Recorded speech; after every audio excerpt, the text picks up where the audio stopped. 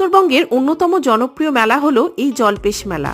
প্রত্যেক বছর শিবরাত্রির সময় প্রায় 15 দিন ধরে চলা এই মেলাটার একটা বিশেষ ঐতিহ্য আছে। সময় জল্পেশ মন্দিরে মহাদেবের মহা ধুমধাম করে পুজো হয়, আর এখানকার মানুষজন তিস্তা নদীর জল প্রায় 15 কিমি হেঁটে বয়ে নিয়ে এসে শিব ঠাকুরের মাথায় ঢালে। জল্পেশ মন্দিরের আশেপাশে অনেক গ্রাম থেকে বিভিন্ন সম্প্রদায়ের মানুষজন এই মেলাতে যোগদান করেন। উত্তরবঙ্গের একেবারে অতি সাধারণ মানুষদের জানতে হলে এই মেলা তো আসতেই হবে। কোচবিহারের মেলার সাথে এই মেলাটার পার্থক্য হলো এটাই যে এটা অতি সাধারণ গ্রাম্য একটি মেলা। এখানকার মানুষজন কিন্তু অনেক রাত অবধি মেলা ঘোরেন। রাত 10:30টাতেও এত ভিড়।